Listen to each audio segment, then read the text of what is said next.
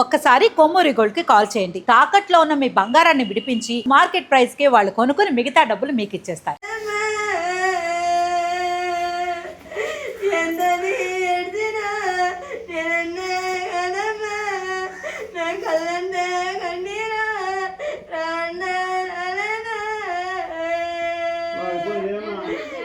అది పుల్లేమో బుజ్జి ఆడకూడదామా అలా అలా ఆడకూడదు అలా ఎడితే అమ్మా అలత్తమా అలా ఎడితే తలపొడి తప్ప ఏమి ఉండదమ్మా అలా ఆడకూడదు అత్తమా అదే అదే పని ఆడకూడదు. వెల్కమ్ టు మన టీవీ ఉన్నది మన కోసం. నేను మీ జర్నలిస్ట్ మనోజ్. సిహెచ్ అగ్రహారంలో జాహ్నవి కిడ్నాప్ అయిన ప్లేస్లో ఉన్నాం మనం ప్రజెంట్. సో వాళ్ళతో మాట్లాడదాం, అసలు ఏం జరిగింది ఏంటో తెలుసుకుందాం. నమస్కారం అమ్మా. ఏంటమ్మా అసలు పోలీసులు ఏమైనా చెప్పారా పాప గురించి అప్డేట్? ఇంకా ఏం చెప్పలేదు సార్, వాళ్ళ ప్రయత్నం వాళ్ళు చేస్తున్నారు. చుట్టుపక్కల ఏరియా మొత్తం తిరుగుతున్నారు, మొత్తం ఎక్కడెక్కడ ఉన్నదంతా ఎంక్వైరీ చేస్తున్నారు. ఓకే, లాస్ట్ సీసీటీవీ ఫుటేజ్ ఈ దారిలో వెళ్ళింది కదా పాప? సీసీ ఫుటేజ్లో ఉన్నది అయితే అలా వెళ్ళింది సార్. పాప ఫస్ట్ శనివారం ఉదయం మొత్తం అందరం కలిసి ఉన్నాం సార్. వాళ్ళ నాన్నకి తోటలో గుమిస్తా గారు ఫోన్ చేస్తే వాటర్ బాటిల్ తీయంటే పట్టుకెళ్ళాడు సార్. పట్టుకెళ్ళేటప్పుడు పాప కూడా అక్కడి వరకు వెళ్తే మళ్ళీ రిటర్న్ వచ్చి పాపని ఎత్తుకొని తీసుకెళ్ళిపోయాడు సార్. మళ్ళీ వాళ్ళు రిటర్న్ వచ్చే టైంకి నేను ఈ అమ్మాయికి స్నానం చేపిస్తున్నాను సార్. స్నానం చేయించేటప్పుడు ఇక్కడ బండి మీద వచ్చి దింపేసి నాకు అప్పచెప్పాడు సార్. పక్కన నుంచోబెట్టాడు. పాపను చూడు తోటలో పని ఉంది వెళ్తాను అన్నాడు. అంటే వెళ్ళిపోయాడు సార్. నేను ఇంకా టైంలో స్నానం చేయించేసి పాపని సీసీ ఫోటోలో మీరు చూసుంటారు చేతితో పట్టుకున్నాను సార్. ఆయన ఈ అమ్మాయి ఎప్పుడు ఏడ్చింది, ఆ అమ్మాయి ఎప్పుడు ఏడ్చింది సార్. రమ్మంటే రాలేదు, ఏడ్చింది సార్. ఏడితే అని వెళ్ళి ఎక్కడే కదా ఆడుకుంటుంది. ఆ అమ్మాయి ఎప్పుడు ఎక్కడే ఆడుకుంటుంది సార్, బయటకు వెళ్ళే ఛాన్స్ లేదు. లేదంటే వాళ్ళ నాన్న ఎక్కడైనా దగ్గరలో ఉంటే వెళ్ళిపోతుంది సార్. చూస్తే ఇంకెక్కడే కదా ఆడుకుంటుంది అన్న ఒక ఉద్దేశంతో నేను ఈ అమ్మాయిని తీసుకుని లోనికి వెళ్ళిపోయాను. అంటే పాపకి మీకు మహా అయితే ఒక 15-20 మీటర్ల డిస్టెన్స్ అంతే? అంతే లేదు సార్, బయటనే కదా ఆడుకుంటుందని నేను లోనికి వెళ్ళి తనకి ఫీడ్ చేసి తిన్న బట్టలు అట్టి వేసి లోనికి వెళ్ళాను సార్. మళ్ళీ బయటకు వచ్చి చూస్తే పాప లేదు. లేదంటే ఎక్కడే ఆడుకుంటుంది, ఎక్కడెక్కడన్నా ఆడుకుంటుంది, లేదంటే వాళ్ళ నాన్న దగ్గర ఉందన్న ఒక ఆలోచనతో మళ్ళీ చూసి లోనికి వెళ్ళిపోయింది సార్.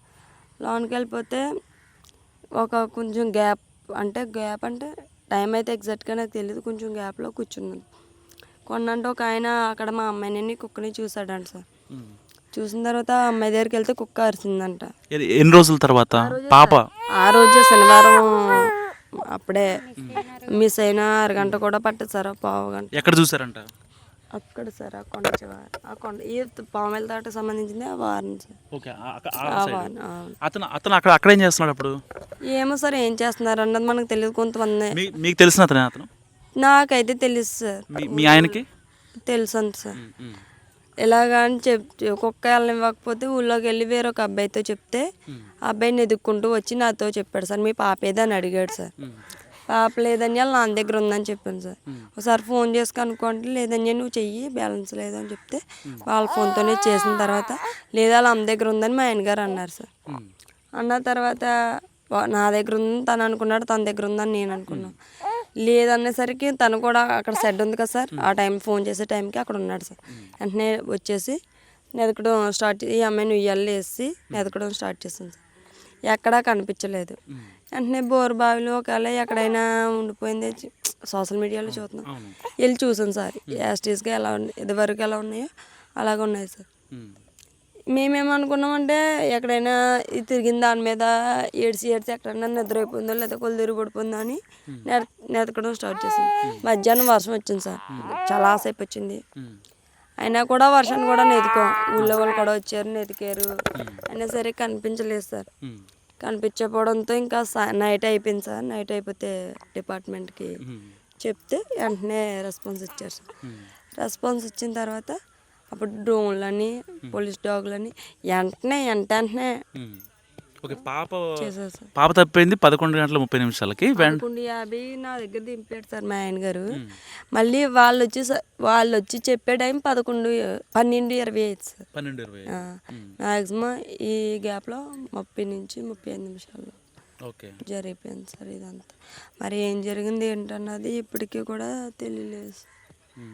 కాదు ఆ పాప కనపడింది అని అక్కడ కనపడిందని చెప్పాడు కదా, మరి ఆ అబ్బాయికి తెలియదా? అంటే ఈ అమ్మాయి అంత దూరంలో ఉంది కదా, అంటే అడవిలో ఉంది, పక్కన మీ అమ్మ నాన్న ఎవరు లేరు, అతను తీసుకొద్దామని అనుకోలేదా?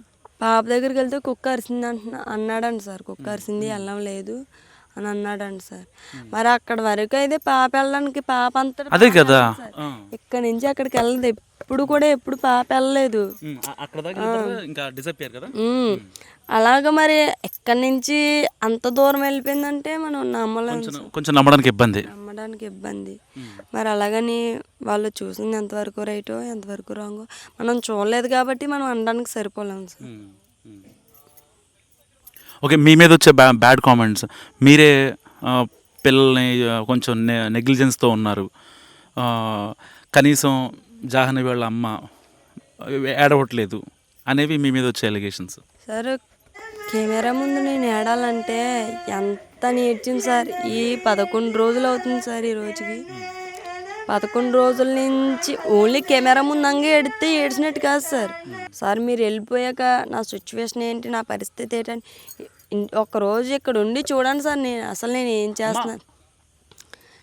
చేస్తున్నాను ఏంటన్నదని ఏడాలంటే ఎంత ఏడ్చానో నాకు తెలుసు సార్. కెమెరా ముందు ఏడకపోతే నేను ఏడలేనట్టు కదా సార్.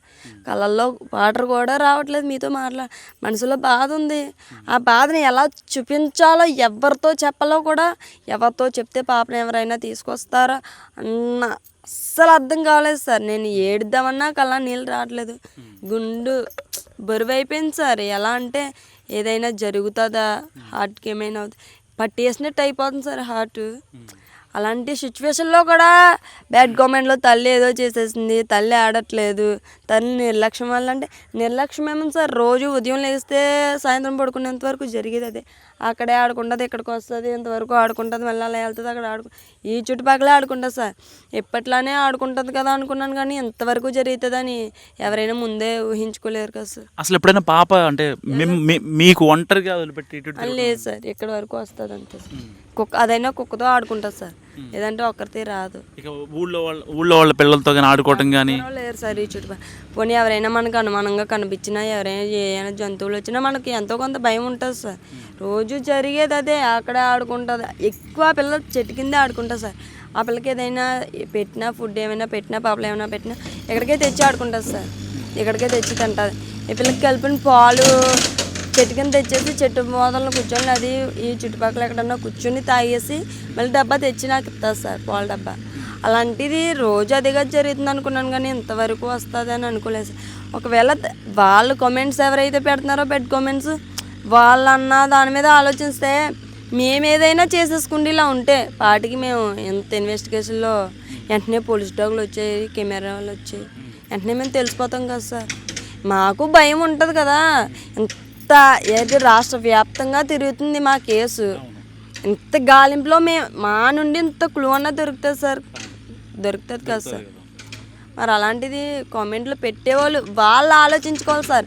వాళ్ళని ఎందుకు బాధ పెట్టడం, వాళ్ళని ఎందుకు ఇబ్బంది పెట్టడం, వాళ్ళకే వాళ్ళే ఆలోచించుకోవాలి సార్. ఏంటి ఎలా వచ్చి వాళ్ళు ఉంటే మా దగ్గరకు వచ్చి మా పాప ఏంటి అలా జరిగిందని తెలుసుకొని కామెంట్లు పెడితే బాగుంటుంది.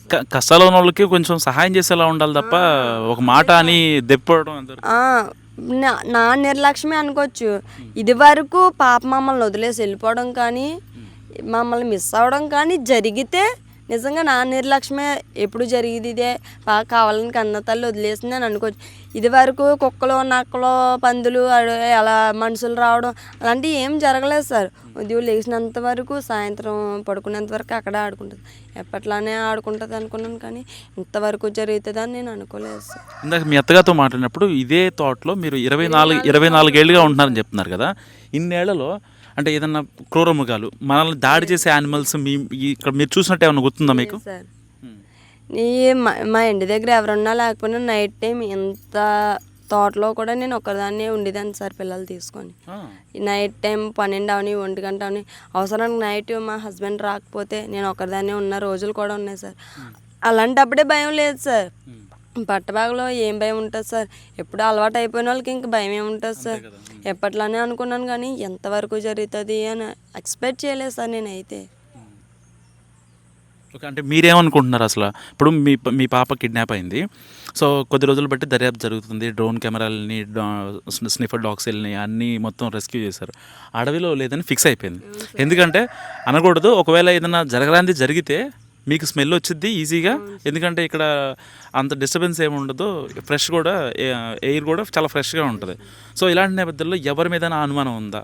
అనుమానం అయితే ఎవరి మీద లేదు సార్. ఫస్ట్ స్టార్టింగ్లో అనుకునే వాళ్ళమి ఏదైనా అలా ఏడ్చుకుంటూ కొండలంట దారి తెలియక వెళ్ళిపోయిందేమో అని అనుకున్నాం సార్. అనుకున్నట్టుగానే డిపార్ట్మెంట్కి చెప్తే 4-5 రోజుల వరకు ఇప్పటి వరకు అలా చెక్ చేస్తూనే ఉన్నారు. లేదమ్మా పాప కొండల మీద ఉండే ఛాన్స్ లేదు, కొండ మీద ఉండే పాటికి తనకి ఏదో అయిపోద్ది, స్మెల్ అన్నా వస్తుంది, లేదంటే ఆచూకీ అన్నా తెలుస్తుంది అన్నది కొంచెం చెప్పడంతో మేము కొండలో లేదని కొంచెం ఫిక్స్ అయ్యాం సార్. ఇదే ఎవరైనా తీసుకెళ్ళి ఉంటారు అని అనుమానం సార్, కానీ ఎవరు ఏంటన్నది మాకు అనుమానం లేదు సార్. ఇదివరకు గొడవలు మా చుట్టుపక్కల ఏరియాలతో గొడవలు కానీ నాకు కానీ మా హస్బెండ్ కానీ గొడవలు లేవు సార్. మరి ఎవరు చేశారు అనేది మాకు తెలియలేదు సార్. అంటే నువ్వు రీసెంట్గా వచ్చావు కదా, పెళ్ళైన తర్వాత వచ్చావు, ఇంతకుముందు అంటే నీకు పెళ్ళైన తర్వాత పిల్లలు పుట్టిన తర్వాత జాహ్నవి పుట్టిన తర్వాత కావచ్చు, సో ఎవరన్నా మీ ఇంటికి వచ్చి అరవటం కానీ తిట్టడం కానీ మీ అత్తగారితో గొడవ పట్టడం, మీ ఆయనతో ఏదన్నా గొడవ లాంటివి ఏం లేవా? గొడవలు ఏమి లేదు సార్. గొడవలు అంటే ఇది వరకు కారు గొడవ జనవరిలో నేను చాలా టీవీలో చాలా చెప్పాను, చాలామందికి చెప్పాను.